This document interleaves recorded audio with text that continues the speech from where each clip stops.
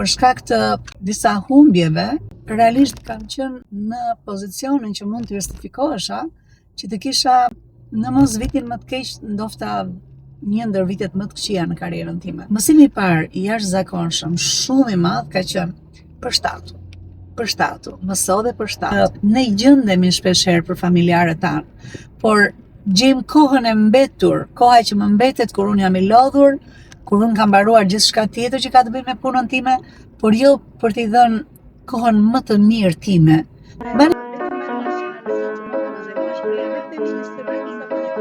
Po dëgjoni podcastin me Gjësisht Elida. Përshëndetje miq. Nga një rrugtim i gjatë, duke u kthyer, marr kohën të bëj një reflektim mbi vitin që kaloi, cilat ishin gjërat që mësova, cilat janë gjërat që kanë ndikuar në mënyrë të pakkthyeshme në jetën time dhe cilat janë gjërat që unë me vullnet do duhet t'i largoj. Sapo ju referova në fakt 3 qëllimeve kryesore që kanë korsit në shtëpinë time në tokë, që është korsi e parë, ajo që na nxjerr bukën e gojës, me atë cilën ne jetojmë, me atë cilën na bën brandimin ton. E dyta është çfarë ne po mësojmë gjithë të re, çfarë do duam të bëjmë gjithë të re, një produkt, një projekt veç zhvillimi. Dhe e treta çfarë është që duam t'i japim mbrapsht në shoqëri. Në këto 3 linja, ajo që unë do të flas është reflektimet e vitit kaluar dhe unë. Në të parën do dua të flas pak si ka ecur korsi e parë e punës. Kam shumë mësime që kam marrë nga viti kaluar, po mësimi më i madh dhe i jashtëzakonshëm është që, jo se nuk e dija, po unë besoj që varësinë e plotë që kemi nga Perëndia. Dhe varësia e plotë nga Perëndia në rastin konkret timin është që Zoti ka gjetur vitin që unë nga ana produktive, për shkak të një këmbe të thyer, që e kam bërë legjend, se e kam thënë shumë herë, por që më kanë ndikuar jashtëzakonisht sepse isha i lidhur për sheshe, thon nga jugu. Dhe për shkak të disa humbjeve, realisht kam qenë në pozicionin që mund të justifikohesha që të kisha në mos vitin më të keq, ndoshta një ndër vitet më të këqija në karrierën time. Dhe në fakt, për lavdinë e Zotit është që kam pasur vitin më të mirë të karrierës sime. Dhe kjo e thënë me shumë përgjegjësi për faktin se konkluzioni që kam nxjerrë është që nëse duam të bëjmë diçka, duhet patjetër të vëmë në përputhshmëri të plotë atë që ne duam të bëjmë, misionin ton me atë që Zoti do që ne të bëjmë. Pra, prap nëse në vitet e kaluara, mësimi im ka qenë që në dhjetor, mirja një 10 ditë që lutesha dhe agjëroja, këtë vit e kam nisur më shpejt. Dhe ajo që kam kuptuar është sa më shpejt ta bëj këtë përputhje midis çfarë Zoti ka në plan për mua dhe çfarë unë mendoj që duhet bërë, ose sa më mirë të kem mundësinë që të vë veshin dhe ta dëgjoj atë zërin e vogël të hollë, shpesh herë të drejtë për drejtë, shpesh herë të tërthort nëpërmjet të tjerëve që të kuptoj çfarë Zoti do që unë të bëj, sa më shpejt dhe sa më mirë, aq më frutdhënës është gjithë procesi, aq më frutdhënës është gjithë lodhja, gjithçka që unë kam bërë në korsin e parë. Një mësim tjetër, përveç madhështisë së Zotit dhe padiskutueshmërisë së Zotit në jetën tonë, për mua ka qenë prap një mësim tjetër shumë i madh që nëse tek ato kohët që ne investojmë në jetën tonë, në atë që unë e quaj koha jonë jeshile, pra ne kur bëjmë gjën tonë për cilën ne kemi talentet tona, për cilën ne kemi punuar fort, por dhe që në njësinë e kohës unë përdor të bëj ato punë të cilat janë në përputhje prap me fuqitë e mia, me talentet e mia, atë që kam marrë është sa më shumë të rritet kjo kohë, pra koha e investimit, aq më i madh është fitimi mbrapsht. Nëse kohën do ta zësh në gjëra të cilat janë dytësore, që do të thotë ose një nga 3 pyetjet e jetës që unë kam, ose nuk t'i japin të ardhurat në moment që ti punon, dhe ti vazhdon harxhon kohën, ose realisht është një gjë e cila ti po e bën, por nuk është se po të brandon apo po të jep një titull që do ta kesh në të ardhmen, një profesionalizëm, një ekspertizë, një eksperiencë që ti do ta kesh dhe do ta përdorësh më mbrapa do ta kalosh në korsin e parë. Dhe e treta mund të jetë jo, dhe mund të jetë një gjë që ta ha kohën kur realisht është një gjë që po të merr kohën në mënyrë të vazhdueshme dhe po të merr kohë gjithmonë më shumë. Keni parasysh miq, kur ne harim të bëjmë diçka dhe harim ta bëjmë shpesh herë, automatizohemi dhe ne, jo më proceset tona të cilat ne punojmë. E dini për shembull që kur ngjet makinën, fakti që ke bërë me mijëra kilometra, shumë gjëra janë që bëhen të automatizuara. Nëse në një nga proceset e punës tonë, një nga punët tona, në mënyrë të vazhdueshme ne marrim të njëjtën kohë të stërgjatur për ta bërë, ka diçka që nuk shkon. Dhe shpeshherë gjëja që nuk shkon është që nuk është në zonën tonë të rritjes, nuk është në gjërat që ne duam të bëjmë dhe ndodh ajo që është zvaritja apo procrastination. Pra, ajo që unë besoj, një mësim që kam nxjerrë është sa më shumë mund të investohem në gjën që di të bëjmë më mirë dhe aty të perfeksionohem, të mjeshtërzohem, aq më mirë dhe aq më shpejt do shoh frute. Sa më shpejt ato zona që unë i kam, jo në talentet e mia të para, të bëj analizën dhe nëpërmjet hinkës të them a duhet të investoj dhe të investoj në mënyrë të drejtë për drejtë në veten time apo duhet kaloj në ca partneritete strategjike që dikush do t'i bëj gjithmonë shumë mirë, shumë më mirë nga unë dhe që duhet të jetë bashkëudhëtar apo bashkëudhëtare në rrugën time të karrierës. Pra, realisht ky mësim që bëj atë që di të bësh më mirë dhe mëso një gjë të re nëse do duhet ta kesh të patjetërsueshme si aftësi ose bëj bashkëpunime të cilat janë të jashtëzakonshme. Dhe kur them të jashtëzakonshme është bashkëpunime të cilat fillojnë nga një shtrëngim duar, sepse ke vlera të njëjta. Një mësim tjetër që kam mësuar, që ka të bëjë prapë me korsinë e parë, është sa e shpesht duhet të jetë e qëllimt vrasja e gjërave të cilat na vrasin. Ajo që unë kam kuptuar dhe që këto janë gjëra që populli ka thënë prej vitesh, i thot fjalët e urta që më mirë një dhëmballë që të dëm, më mirë shkule me njëherë ose meru me to, ose mos e lër që të jetë në mënyrë të vazhdueshme një dhimbje vazhdueshme. E njëjta gjë është për tregun e punës, atje ku ne punojmë. Ka gjëra të cilat ne për shkak se shpeshherë kemi vlera të njëjta me dikë, dhe vlerat i kemi të njëjta sepse besojmë në të njëjtat gjëra, duam të njëjtat gjëra, por kur vjen puna për të ulur dhe për të punuar, kemi ritme të ndryshme apo qasje të ndryshme ndaj ecjes përpara. Shpeshherë të dhëm shumë kur njerëzit që kanë të njëjtat vlera me ty, ti duhet të ndërpresësh marrëdhëniet.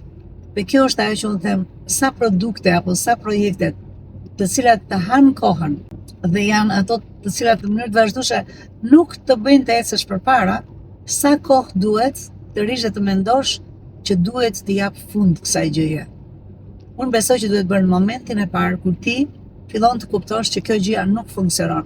Sa më shumë ta shtysh, aq më shumë vetëm do ta përshtysh thoshte gjyshja ime Pestrova. E shtyn e kështyn, nuk është se do të zgjidhet vetë duke e larguar. Pra, duke folur për këto 3 mësime nga kursi e parë, mësime nga viti kaluar, për mua siç thash, nëse të përmbledhja janë mësimi që çdo gjë varet në Zotin dhe ne duhet në mënyrë të qëllimt të kërkojmë vullnetin e tij dhe të jemi të aftë ta zbatojmë të vullnet, dhe prandaj unë them që muaji fundi nëndorit, fillimi i dhjetorit duhet patjetër për ne që besojmë të bijmë në gjunjë dhe të kërkojmë vullnetin e Perëndis në jetën tonë. Sa më shpejt ato përputhen, aq më mirë është jeta që ne do kemi përpara, sepse janë si pjesët e një puzzle-i, të një gjagjëze që bien në vend dhe ti nuk ke pse ti biesh rrotull e rrotull, sepse ato janë para që të bien në vend, të vënë në vendin e tyre dhe dal pamje më mirë. Siç thash, ajo e dyta ishte që kishte të bënte me sa dhe si ne përdorim kohën tonë dhe a jemi të aftë që të përdorim jeshilën tonë, që është koha jone e investimit, jo koha harxuar, jo koha e bërë dëm, dhe në fundit fare për të dalë tek përdorimi i kohës tonë më të mirë, i jeshilës tonë. Sa të aftë jemi që të vrasim ato të kuqe, që në fakt janë si, do të thosha si hemorragji. Këto ishin mësimet nga kursi e parë.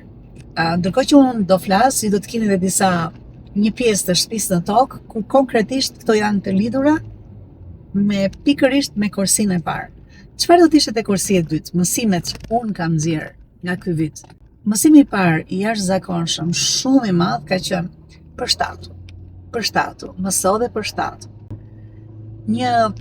Prap do të thoshe një mësim që do ta ketë për jetë ka qenë që në momentit kur shikon vështirësitë më të mëdha dhe në planin tënd zhvillimor, që është 20% të gjithçkaje futen në gjërat e reja, gjëra eksperimente, gjëra projekte të cilat ti ke të mirë menduara, që shumë shpejt duhet të kalojnë në kursin e parë.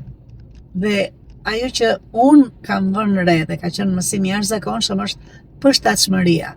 Si më ka ardhur kjo? Kjo më ka ardhur në momentet vështira të këtij viti, kur unë kisha vendosur që duhet të zhvilloja në veten time, në biznesin tim, sapo ndodhin vështirësitë aty jashtë. Gjë e parë që të vjen në mënyrë instinktive për të vrarë janë projektet e reja.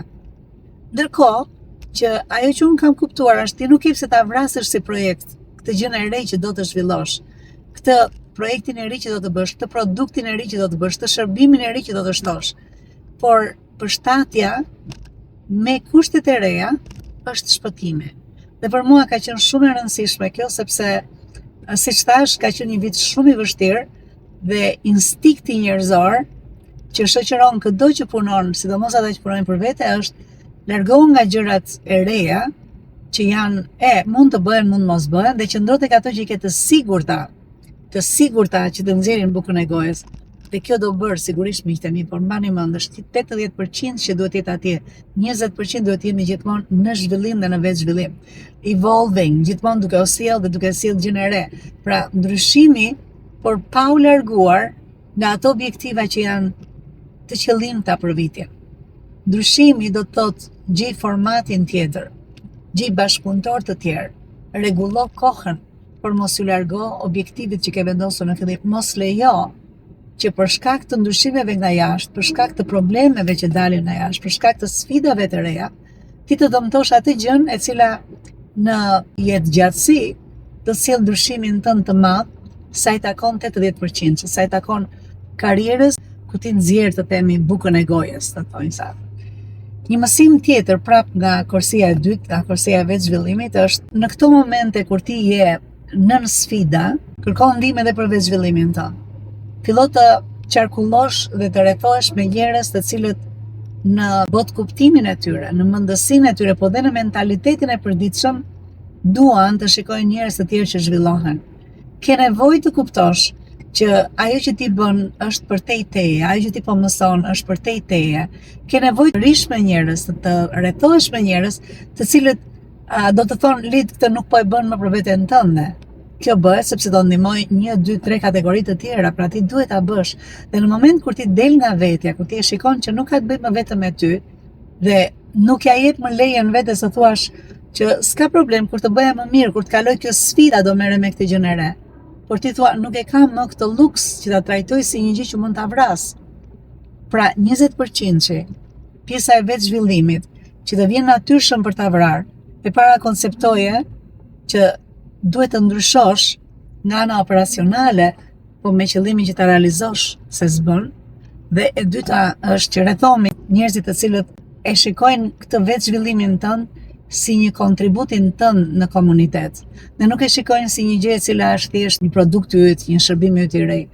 Nuk është kaq e kollajt kjo që po them, sepse sidomos në fazën kur ne po zhvillojmë një produkt të ri, një shërbim të ri, njerëzit janë të prirur të mbyllen brenda dhe të mos e hapin, sepse realisht është një ide e re e cila do të jetë në fund të ditës do të jetë një avantazh konkurrues i yti në treg. Por me mençurinë që na karakterizon të gjithëve, ne mund të ndajmë ndikimin që do të ketë ky projekt, apo ky produkt, apo ky shërbim.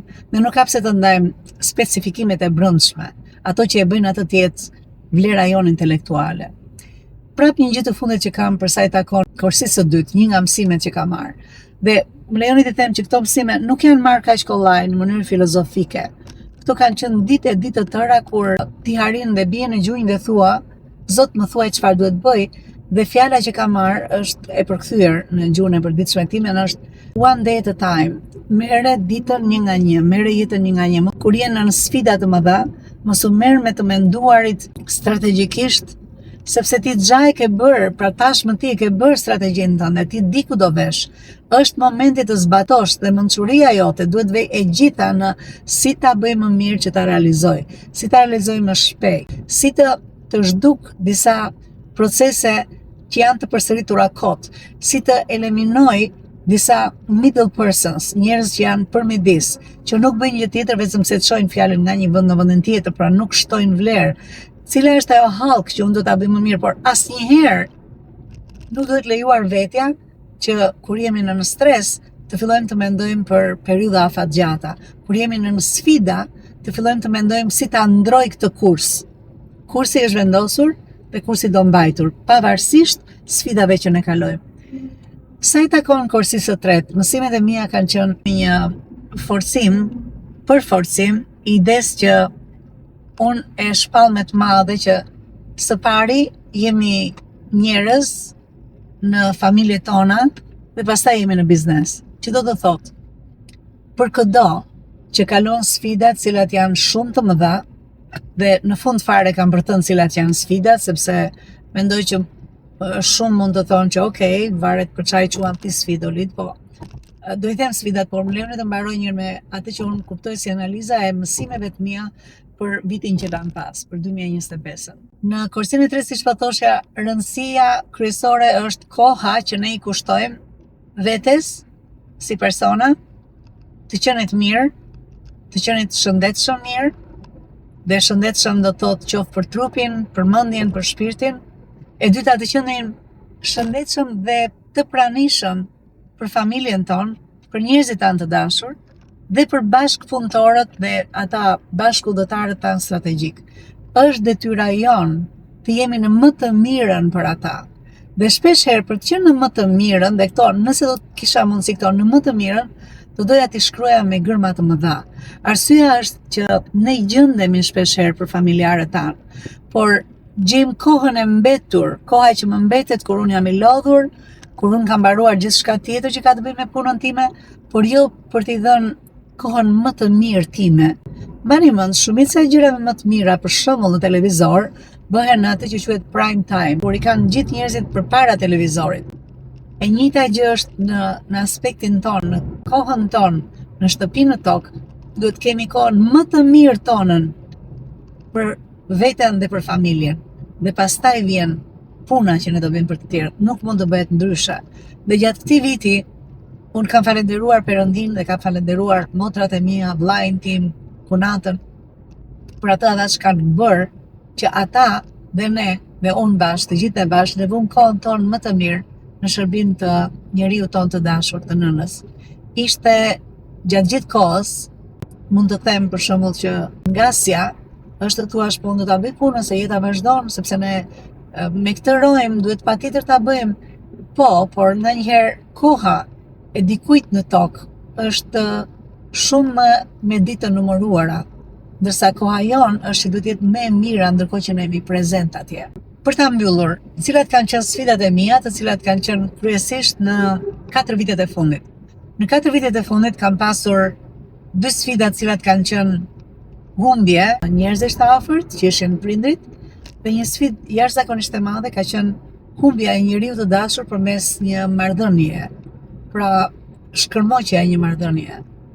Dhe mund të them që duke uruar me shpirt jetë gjatë për personat të cilët dalin nga marrëdhënia me mua, jetë gjatë të lumtur dhe janë në lutjet e mia, vetë humbja në vetvete është një nga sfidat më të mëdha që njeriu mund të përballojë. Dhe unë them për sa kohë me Zotin ja kam dalë përpara këtyre dhe jo vetëm kaq, por siç thash në fillim, ka qenë periudhat e më të mira të mia. Ajo që më bën të mendoj është që ne jemi njerëz të cilët nëse dim qartë ku duam të shkojmë, nëse vlerat tona janë që jetohen çdo ditë, nuk ka vështirësi që ne nuk do ta kalojmë. Miq, duke falenderuar që bët një rrugë me mua, ndërkohë që jam në rrugën kombëtare të Kardicit, një nga rrugët që kanë qenë ëndër për ata që udhtonin nga Saranda, ju uroj gjithë bekimet e Perëndis. Miqësisht Elita. Nëse ke arritur deri në fund të videos, kjo do të thotë që ti je një ndjekës i unë i rregullt dhe ke interes në gjërat që ne bëjmë. Nëse është ky rasti, ju lutem më kontaktoni. Ne mund të futemi shumë mirë në një nga programet e mia dhe të marrim të shikojmë çfarë është gjëja që të bën më shumë mirë ty në momentin që ti je në kryqëzimin e karrierës ku ti je, në ecjen që ti ke bërë. Dhe jam e bindur që ti mund t'i bashkohesh një armate të madhe njerëzish të suksesshëm me të cilët ne punojmë. Prej të cilëve ne në mënyrë të vazhdueshme secili nga ne mëson, por jo vetëm kaq. Krijojmë një network, krijojmë një rrjetëzim që është i jashtëzakonshëm.